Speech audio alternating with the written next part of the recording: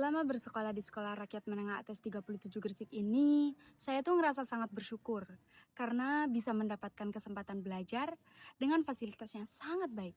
Meskipun saya juga tidak berasal dari keluarga yang berkecukupan.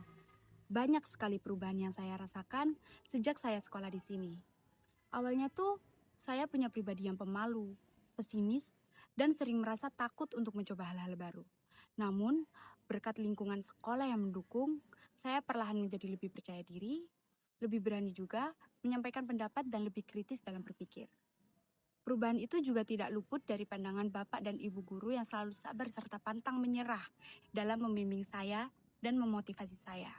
Mereka terus memberikan semangat agar saya bisa berkembang menjadi pribadi yang lebih baik. Iya, saya tuh punya cita-cita. Cita-cita saya itu menjadi pramugari. Saya tuh pengen bisa keliling dunia dan ngelihat tempat-tempat baru. Mungkin aja kalau melihat kondisi saya sekarang, apalagi keadaan orang tua saya, itu bukan hal yang mudah. Tapi justru karena itu, saya ingin bisa mengelilingi dunia lewat usaha saya sendiri. Makanya, selama sekolah di sekolah rakyat ini, saya berusaha sangat serius, terutama dalam pelajaran bahasa. Karena saya tahu, pembelajaran bahasa itu salah satu hal yang mendukung cita-cita saya. Saya bersyukur banget bisa sekolah di sini. Karena saya baru tahu loh, ternyata banyak ya yang pengen masuk di sini, tapi nggak semua bisa. Karena ya emang dipilih.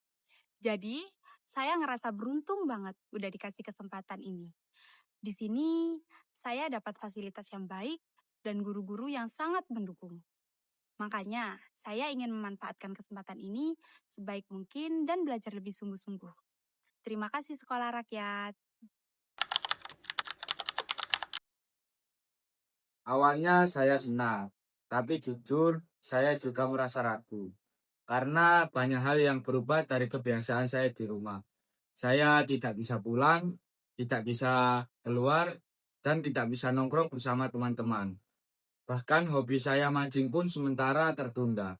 Tapi dari situ saya belajar. Ternyata tidak semua hal harus selalu kita lakukan seperti dulu. Di sini saya belajar disiplin, mandiri, dan lebih fokus untuk masa depan saya. Makanya saya merasa beruntung bisa ada di sini.